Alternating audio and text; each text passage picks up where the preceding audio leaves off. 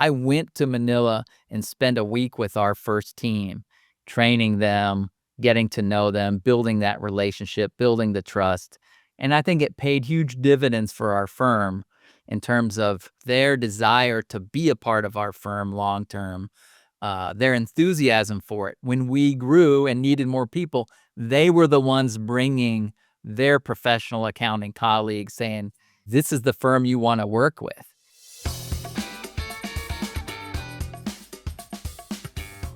All right. Hey, welcome to Stack to Scale. You got Alex, Tom, and we're here with Mark Tuggle today, which we're stoked about. So, Mark, we're going to give you a chance to, introduce yourself. Mark is the CEO of Telos Bookkeeping. Long career of awesome success in various industries. And he's going to talk with us today about how to leverage hybrid work environments, both onshore and offshore, to scale financial service organizations. So he did it with accounting, and now he's doing it again with a bookkeeping firm of his own. So Mark, why don't you fill us in a little bit about your career and your journey, and then let's dive into how you made it happen.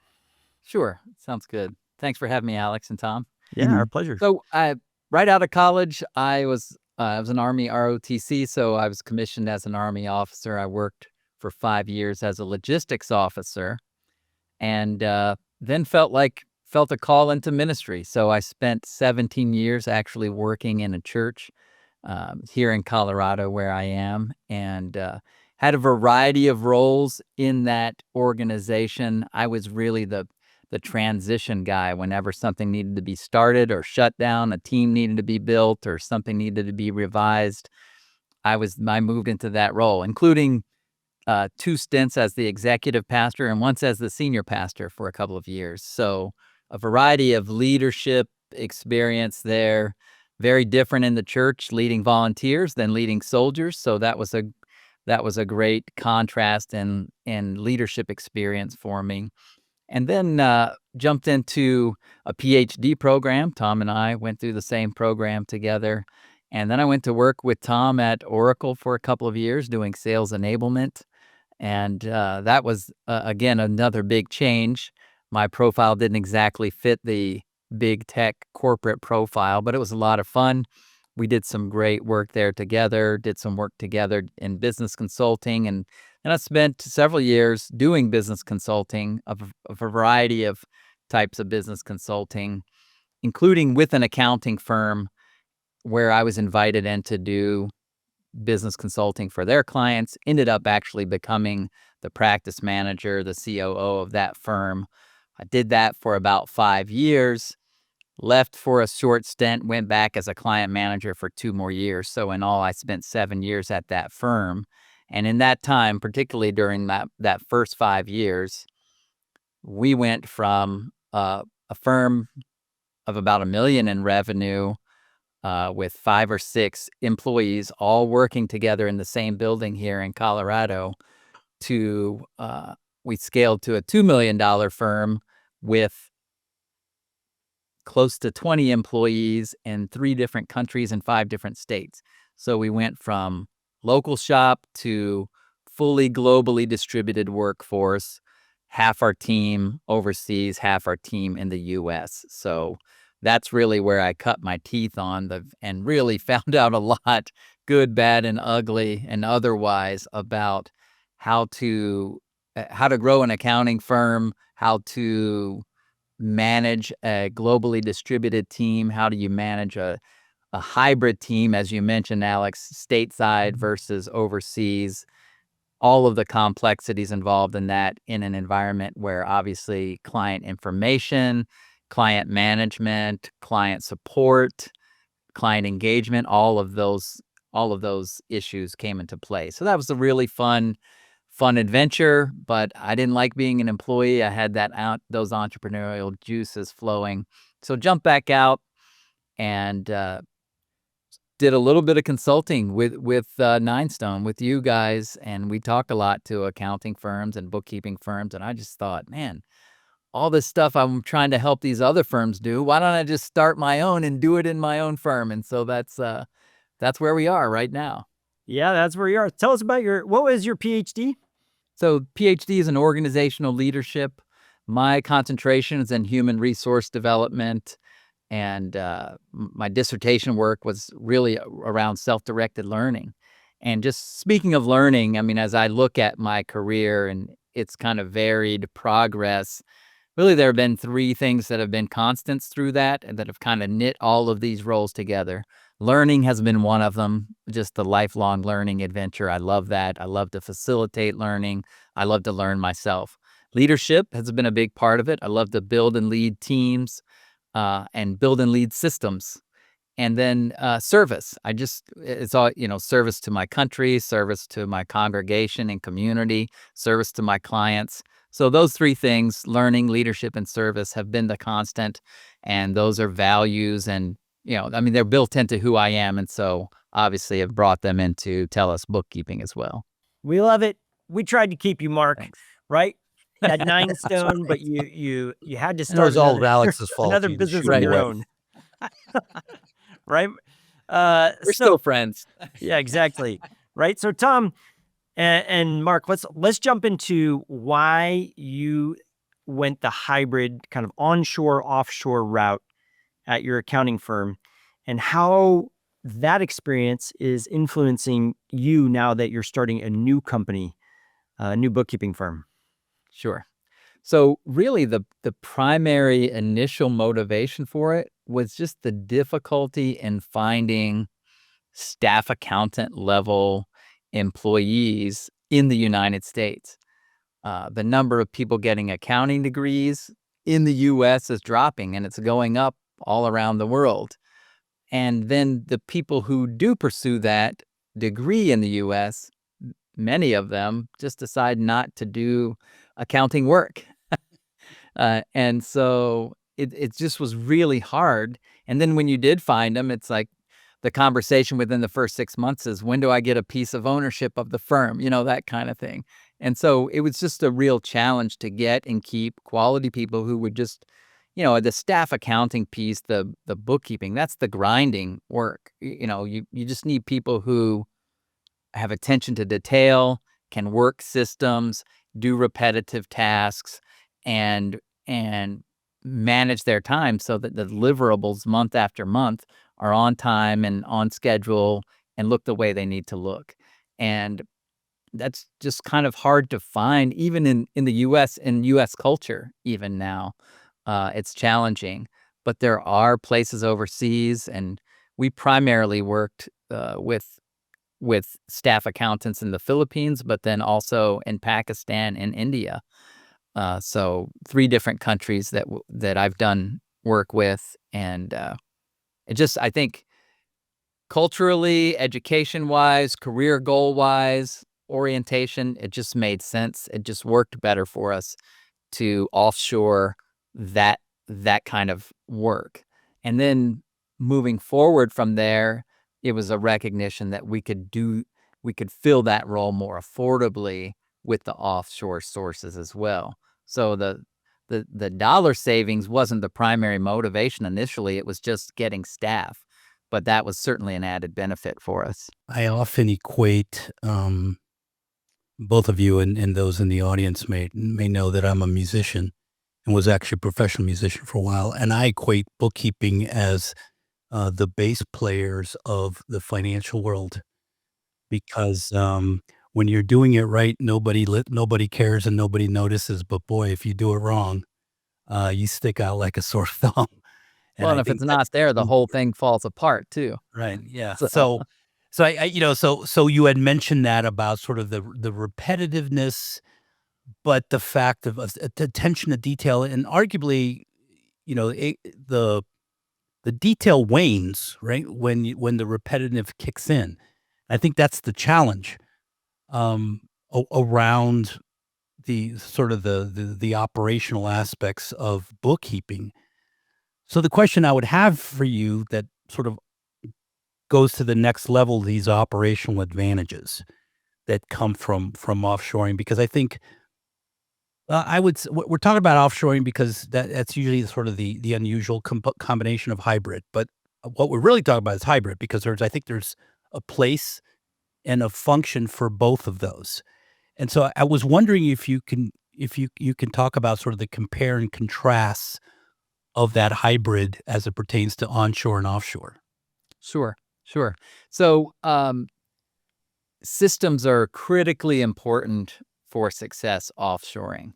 I mean, having the tools, the checklists. I mean, if you want people to do the same task from client to client the same way month after month, you have to give them the training and the tools they need so that it shows up. So like task management software. So the offshore staff accountant comes in and right on their dashboard, here are the bookkeeping tasks you have for the various clients that you have. Here are the due dates. And so there's very little, because the requirement for the deliverables is fixed, there's very little kind of flexibility in terms of what the staff accountant is doing day in and day out and week in and week out. So having those systems built and having them trained to those systems becomes critically important. And the biggest difference, I would say, between that kind of back office work and the onshore team, the client management, that's very hard to systematize because, I mean, you can systematize from a perspective of here's when you're going to initiate communication. Here's when you're going to send reports. Here's when you try to schedule, check-ins and those sorts of things. But then what the client says to you, what pain points they identify, what complaints or positive comments they have for you, what things they'd like to change about the engagement, all of that, you need people with good people skills, with a good understanding of not just the accounting side of the house, but you've got to be able to translate accounting to the things that the business owners know and care about. Particularly in my previous firm, we had more established firms because we're full service, doing tax planning as well. So typically startup businesses, there's no tax planning because there's no money. But a lot of younger business owners or newer business owners, they don't know what a P&L is. They don't know what a balance sheet is. So there's a certain amount of education that is required from the client manager. And so the communication skills, the soft skills, the ability to think on your feet, the ability to translate accounting language to business owner language, and to seek out, understand what the values and the pain of the client is, and tailor the engagement in terms of their experience with you as the client manager. All of that we found to be work much more effectively with stateside staff. And So the so client that's manager, the client experience was stateside. That function or correct. role was in the U.S., right? As And you're well as saying, the so what was leadership, the outside the executive U.S.? leadership. So outside the U.S. that's where the financials were prepared. Mm. They were, it's doing the reconciliations, preparing the reports. So that's why I say that's the grinding part, the repetitive tasks. And then if there was a problem on that end, it's typical kinds of things. Bank accounts get disconnected in your accounting software, that sort of thing. That the staff accountant communicates that to the client manager. The client manager is engaging with the client on those kinds of things. So that's really was the dividing line, was really what communication is going to the client. That's coming from our stateside team. And I found that to work really well. There were times when we had overseas team members communicating directly with clients, and with a couple of very rare exceptions, it was not effective. It didn't work long term, didn't work for the client, and actually it didn't work for the staff accountant either.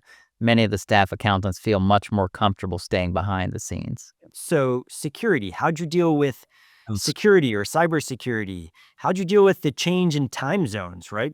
Totally opposite. Our Yeah, daytime, their nighttime in the Philippines. and those were big challenges, and especially the time zone thing, it evolved over time. Initially, we worked through an outsourced company that took care of all of the security stuff, as well as their staff accountants for us worked U.S. time zones. So they worked at night. They were all in Manila. I've been to Manila. I went and actually trained some of our team there, and that was an amazing experience. But that's another city that never sleeps. I mean, there's a whole other economy that works nights there. So restaurants open 24/7, those sorts of things. So that was handled initially, like, you can get a there are companies that can offer you that kind of package deal, and they can show, "Hey, here's all the safeguards we have in place, security." As our needs evolved as a firm, as we got more comfort and understanding with how best to use offshore sources, we ended up doing it ourselves. But there's some great companies out there that really help. There's one called Practice Protect, for instance, that we used. But we had an IT company here locally because it's a local company, and we worked with them to create, it's VPNs, it's all of the data was stored actually on our physical server here in Colorado. And so then just have all kinds of measures to protect the extraction of that data, the downloading, all of that. So there certainly are ways to overcome it. It absolutely is something that you have to pay attention to. Even from a compliance perspective, we let our clients know, hey, there are people overseas working on your data. Your data is secured. We have a variety of safeguards, and it stays in the U.S., but we have overseas people accessing it. And so we get them to sign an acknowledgement on that. And some of the clients didn't want to. They were willing to pay a premium to have only U.S. staff work on their tax and accounting, and so they declined that option and they paid more, and we just worked U.S. only with their accounts. So what would you say, and I know, Tom, you jump in on the next one here, but what would you say to the accountant or the bookkeeper or the small business owner under 5 million in annual revenue who says, our clients aren't going to want to work with somebody overseas? So I hear that a lot from small accounting firms. I don't want to tell my clients that we're having folks in the Philippines working on their taxes, for example, or on their accounting. What would you say to that business owner? Well, I would say from our experience, that was less than probably 2 or 3% of our clients. I mean, out of over 100 clients, I think we had 2 over the course of my 7 years there where that was an issue. And one of those was because they were a government contractor and the government required it all to stay stateside. So apart from that, so we had one client, in that whole time who insisted that way. So it just, we feel it as an accounting firm, and we hear it anecdotally. Oh, I don't want people overseas working with me. But that's also an important part of why having the stateside client manager and really pursuing this hybrid model, I think, becomes important, because the relationship what they really care about is, you're my client, Alex, and I'm your client manager. How consistently are you going to be able to communicate with me? Am I going to understand you and your needs and be responsive and provide the service that you want and need? That's all you care about. If I go back to my team, you don't care if they're in the next room or the next time zone or halfway around the world, as long as you know and can trust that I'm securing your data and information, and and my team are expert at what they do. That's what business owners care about. They want their books to be right. They want their accounting to be right. They need their taxes, obviously. I mean, my firm doesn't do the tax side of things, but they want to trust that the things are being done well and that it's secure. And if you can convince, and there certainly are ways and systems to ensure that is the case, I just don't see it as a problem. I want to go back to this term of hybrid and client manager, because at face value you could say, yeah, just do the same thing but do it offshore, right? Just do the same thing that you currently do and just carve out a piece and do it offshore. which I don't think you're implying here. I think there's probably a model associated to it. And this idea of a client manager, is that when we talk about hybrid model and we talk about client manager and everything, give me a little more detail around the structure of that, because again, and maybe I'm wrong, but the idea of snapping off a piece of your work and sending it overseas and calling it good doesn't seem to give it the justice and the consideration it deserves. Well, just think about, like, I'll come back to Alex's example, the small firm like myself, like Telos Bookkeeping. Um, a competent bookkeeper can probably do 30 to 40 sets of books a month. All right.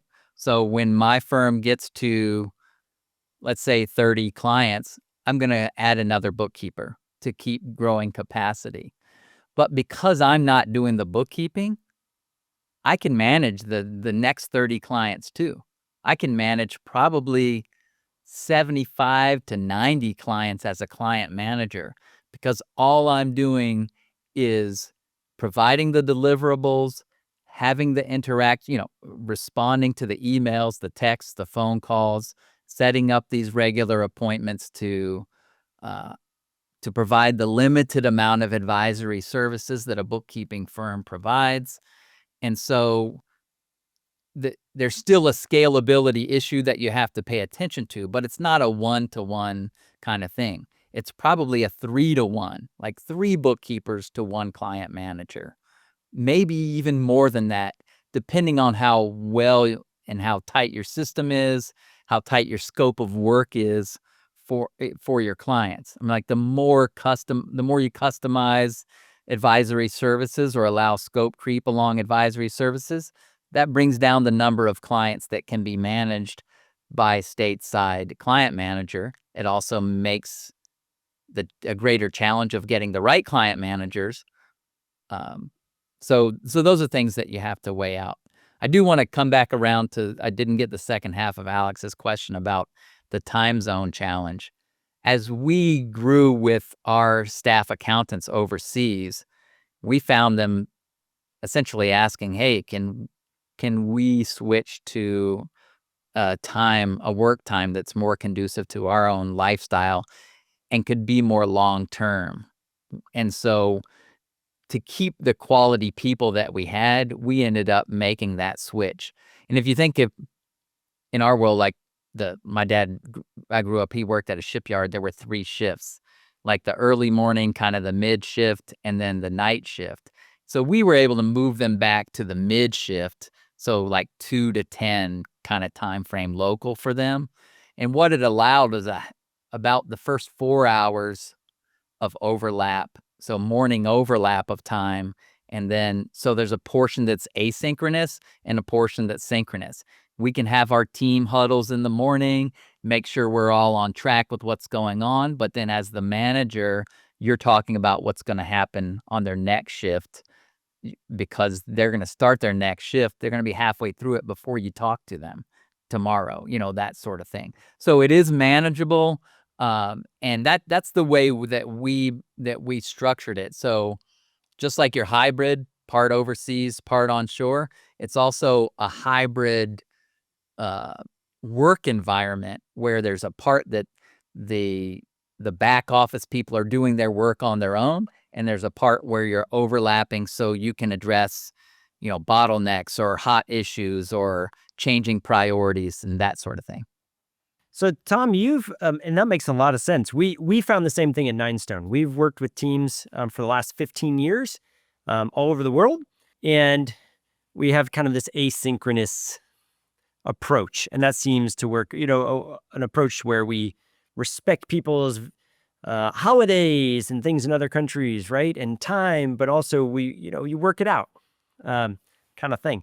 Tom, you've done this in big companies, Oracle. Anything different when you're talking about a company that's, much larger in size and how they approach this kind of idea of hybrid Well, staff? what's interesting about talking about small companies is I think we, as small companies, meaning Alex, you and I, as well as Mark, we've done this so long in a small company that we forget how nimble we are at a small level.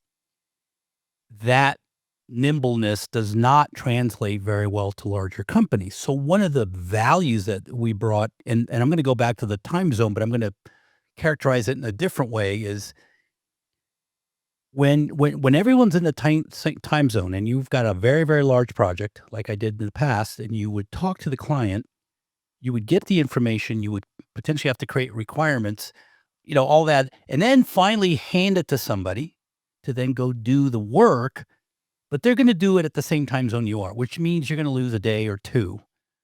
One of the things that we found was you could do all that and then hand it over to somebody that, while we're all asleep, if you will, in the US, that work's getting done. So by the time you wake up the next morning, that thing is, whatever it is done. And you do that every single day. And that speeds things up very, very quickly. So that was a huge benefit at larger companies. I can only assume, Mark, that benefit is alive and well in small companies too.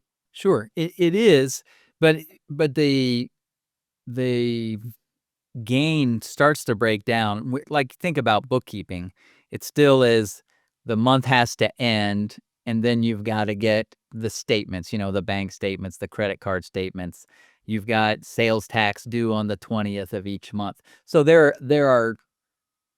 a flow, ebb and flow to the information flow that's very consistent.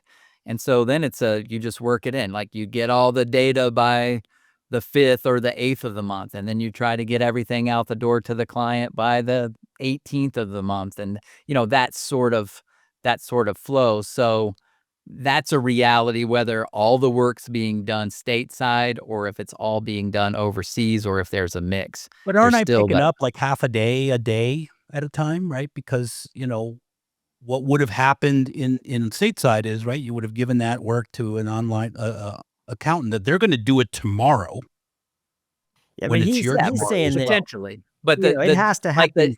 It has to happen the bank tomorrow. has to create the bank statement, and Yeah. that holds everything up, kind of thing. Yep. That sort of thing. So there is a So restriction. Tom, we definitely at Ninestone, right? We benefit from that all the time. Yep. Mhm. Right? Where we can say, our sales team can say to our development team, hey, I need this sales asset. I need it on the website. I need a one pager, and I need it everywhere. Right? And the next day, even if that, right, it's done. Yep. It It's feels like done. a couple hours to them, and they have everything they need, which Yep. it could have taken days, but that's because we have people working on different schedules. So Hey, that's been my experience working with Ninestone as my marketing company. I've been yeah, amazed at the speed you've been able to generate my collateral and my marketing tools. yeah. Well, I Well, mean, we actually have team members working different shifts in different countries. So even yeah, like, let's say, team members who've been with us in the Philippines, working two different shifts in the Philippines to in cover the certain Philippines. hours there, different shifts in the US to cover Pacific versus Eastern Standard Time zones and things like that. So a lot of times, by the time I wake up in LA, right, all this stuff's already done, right? And I'm just reviewing. I'm reviewing some things.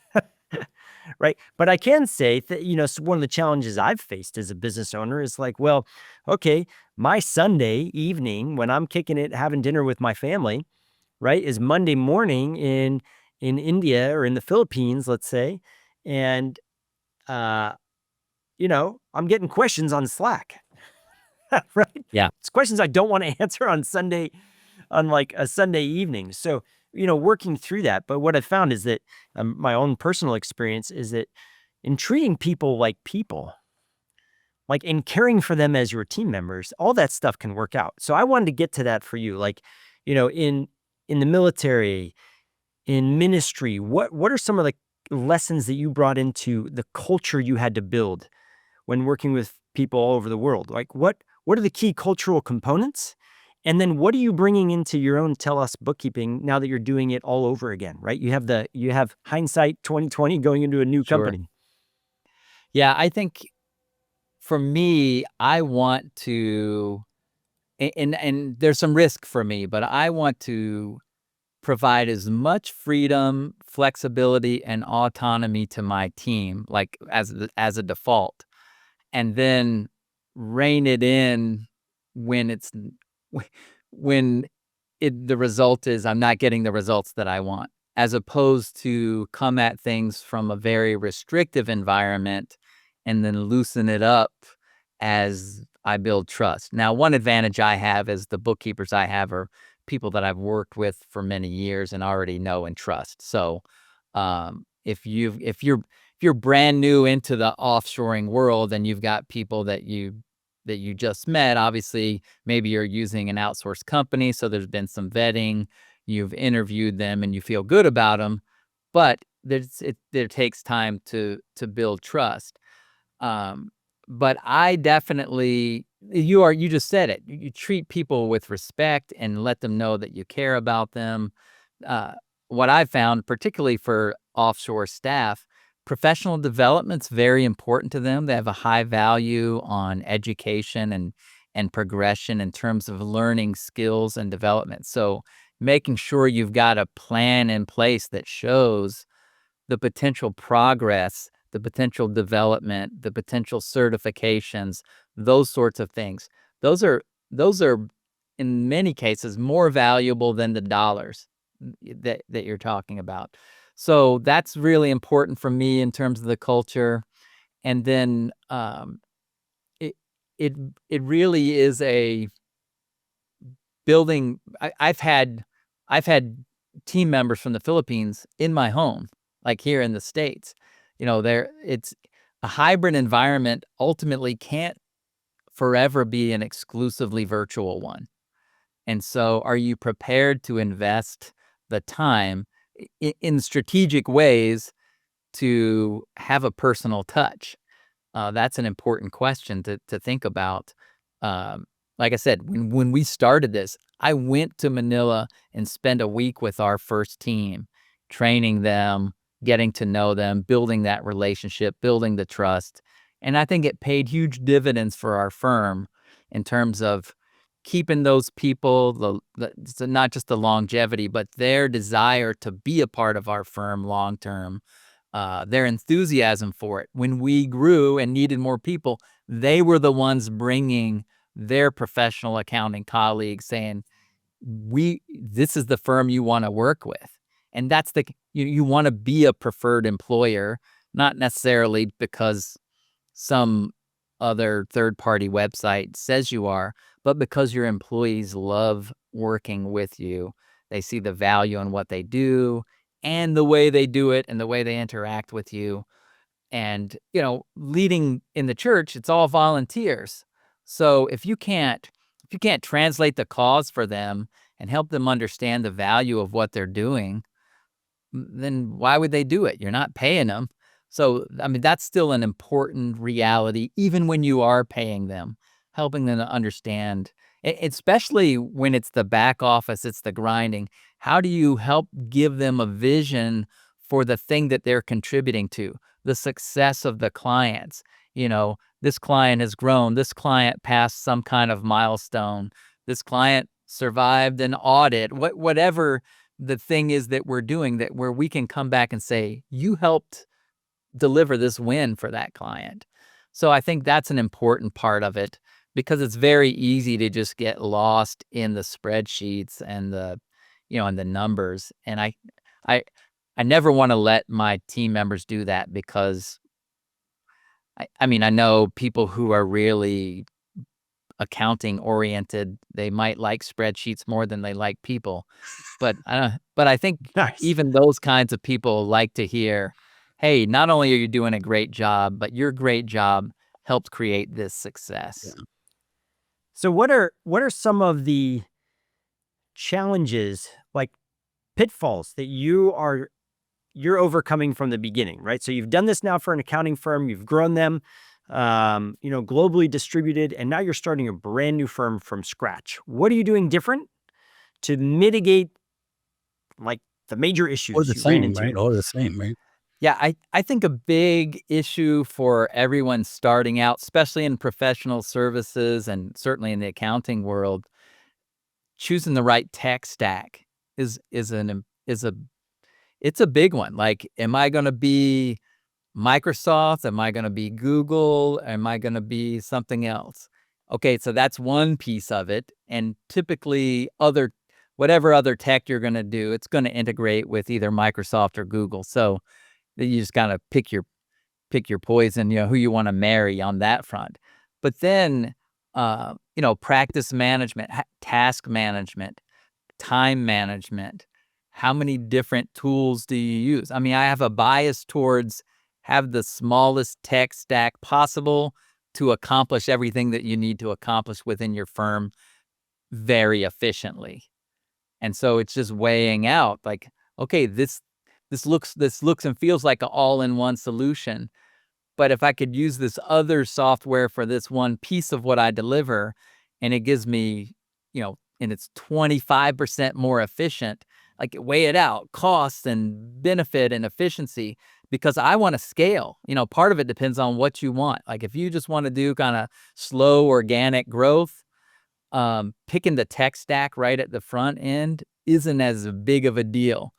But I mean, if you want to double every year for the next few years, that sort of kind of growth, you have to pick tools that are scalable, tools that you can build systems in that are super efficient, that connect your team, that allow your team to grow, that help you onboard your team so that there's not such a huge learning curve, that you can keep processes streamlined, all of those things. So to me, that's been really fun and really challenging right out of the gate, trying to pick the right kind of software tech stack mix and then build the systems within those that I know are going to take me from 5 clients to 500 clients.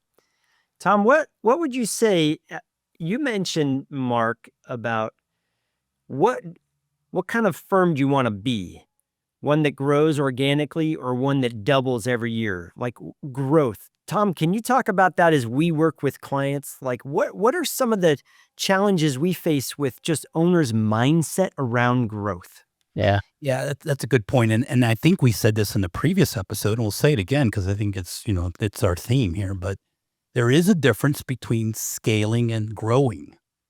And it really goes back to what Mark said. Growing is sort of the big mantle over everything. But then underneath, you have the organic versus the scaling component, which speaks towards organization, tech stack, as well as the processes that are associated with them. Those are the two differences again between this organic versus the scaling model. And I think owners, I mean, it's hard to. It sounds so trite to say, "Well, I want to grow 10x." Right? Great, but that has implications to it. And I don't necessarily know that those implications ever get discussed. I mean, they get discussed with us because we do that for a living, but I don't think they ever get discussed because it sounds so motherhood and apple pie, so noble, so righteous to say, "Hey, I want to grow 10x." And who's going to say, "No, you shouldn't do that," right? And yet, by just stipulating that, that's going to give you or lock you in or certainly put you in a situation where you're going to have to make some of these tough decisions. And I think that's what Mark was alluding to. So again, the differences between, we're talking about scaling versus growing organically. I think that's a good distinction, and it'll be a theme in this podcast. And I think there's more than just the grow versus scale differentiator when it comes to the owner mindset. And, my tagline for Telos Books is books with your purpose in mind. So understanding what's the end game, what's the telos, that's what, the end purpose that the owner has in mind. Because if it is to scale and sell, then, even the way you structure your P&L looks different than if really it's just about, I just want to protect what I have. I want to maintain, or I'm in it for the long haul. I want to have this firm for 30 years, and then hopefully one of my kids will take it over. So what they're paying attention to changes. So what you want to highlight, what you want to break out, what you can lump together versus, differentiate in a reporting and tracking perspective. All of that is different, but also like even from a marketing perspective, if it's just like, if I'm just the slow and steady wins the day and I'm in it here for the long haul, then I don't need a full court marketing press. I can take a more measured approach to marketing. So helping as a business owner, asking and answering those questions for myself. Alex, you and I went through. We met with a digital advertising guy because I was asking the question, do I want to advertise or not?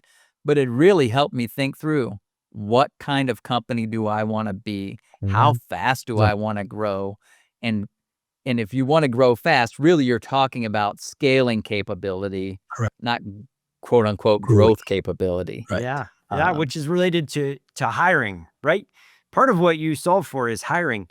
When we talk to, we put Mark in touch. Mark and I were on the call, Tom, with one of our partners on the advertising side. And I think it just kind of blew your mind, Mark, in terms of like, oh, whoa, the opportunity that is there. If you want to drink from the fire hose, right? It's go time. But one of the biggest challenges that accounting firms, bookkeeping firms, people in financial services, insurance, they say to us is, how am I going to deliver the work? How am I going to do it? Right? Well, we can sell faster. We can, marketing and sales infrastructure can enable scale. But how are you going to deliver the work? And that's where the scaling, you solve that in part through staffing in this kind of hybrid model, right? Which absolutely but also works. the systems, the tools, the systems, the tech stack, and how is things like AI being incorporated? And I don't mean like AI is doing my work for me, but the reality is you've got to be able to push buttons and a lot of things happen. And so there are places, prompts and macros and all kinds of things that you can use technology to make you more efficient, to save you time, to give you greater capacity. Because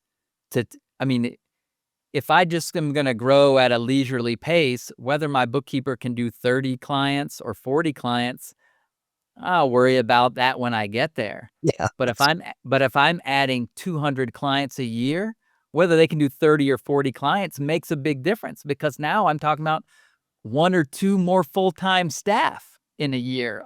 So that's where the scaling questions become really critical. And do you have the processes in place to support that pace? Yeah. You make an interesting point, right? Because Alex, you and I get that question a lot when we work with people with their sales and marketing infrastructure. They go, hey, I want to grow. I want to get more clients. Of course, that's the standard thing. And I said, well, what are you going to do when you get more clients? And I said, because it'll create problems. Right. And the answer we always get, this kind of tongue in cheek. Well, what a good problem to have. We'll deal with when we get there. Well, to Mark's point, maybe that's a little late, right? And the last thing you want to do is not deliver on these new clients. Yeah, I was on a networking call recently where a bunch of small business owners were super stressed, and they were talking about how many business owners quit between 2 and 5 years, not because they're not making money, but because they're overwhelmed with trying to deliver the amount of work, and they don't have the systems, processes, tech, or staff, right, to kind of do it all. So they end up doing it themselves. Right. And that's like a burnout recipe kind of process. But I've seen, and Tom, you've seen it too, working with Mark and Tell Us Bookkeeping, we've seen how, Mark, you have information at your fingertips. So like from you're like, even you as a client manager, you can pull up information and have all kinds of insights into a business instantaneously. Like amazing, because the staff behind you is doing the work, providing really great information, and you have tools that can support you in identifying like business insights that help business owners make decisions. I think that's what I've seen about how you've done it already, is that your approach has enabled really solid insights into businesses, but quickly. Yeah, I wanted to add a shout out back to Mark. He had said some nice things about Ninestone and our capability to deliver. And I think, Alex, you and I talked about this working with Mark. Mark's responsiveness back to us has been unreal, and has been able for us to accelerate getting him on top. So, there's an aspect of, we can do a lot of work, but obviously we need some some content, some guidance, from Mark or, from whatever business owner we're working for. And, arguably that's usually a lag, but not here with Mark, which allowed us to deliver, which I can only assume, Mark, that response time carries into your business. So well done on that front. Yeah, I'm total. I think, Mark, you're one of the most responsive owners of any company that we've worked with, right? Just in our ability to achieve things quickly. I mean, I think we probably did things, I don't know, many factors faster because you're able to give us feedback. It's what we're trying to do between sales and marketing, right? Fast feedback means quick iterations and quickly accomplishing things. But then you're already using them. Like, wow, it's awesome. Well, and but see, that's a big part of why am I trying to get these other people to run their firms this way? Let me start a firm and run it this way. And so I came into it with I'm going to spend more time working on my business than in my business. So I'm building it from the beginning in a way that I'm not going to be the bottleneck. I'm not, it's like I'm a small firm, but I'm not doing the bookkeeping. And that time I'm using the spend on business development for my firm, right? Those kinds of things, learning the tools, cultivating and refining the processes that we're using while we have a small number of clients, but building them and testing them to ensure they still work when we have double, triple, 10x the number of clients. And so, it is part of it it's that mindset game too. And there's so many solopreneurs where they're not just all things to their client, they're all things to their business. And to me, that just doesn't sound fun. No, it's tough. That's tough. Well, how can we really appreciate you being on with us? How Yes, can people please, get thank in you. touch with you? And if a business owner is listening to this show, can they reach out to you? That kind of thing. Yeah, absolutely. So telos-books.com is my website, telos-books.com. You can find me on LinkedIn. I'm happy to connect there. I've got on Instagram and X, I'm at TelosBK. So you can find me on social media as well. And would love to connect, would love the opportunity to, obviously, if you're in the market for bookkeeping, would love the opportunity to earn your business. But even if you just want to talk shop or talk about scaling, I mean, I'm kind of a organizational leadership junkie. So, You totally are. I love to have these kinds of conversations. Thanks for watching. Hit subscribe and turn on your notifications so you never miss an episode. Click here for more great content to help you scale smarter. If this episode was valuable for you, share it with a friend and drop a comment below. And when you're ready to scale, visit us at ninestonepartners.com. Until next time, keep stacking, keep scaling.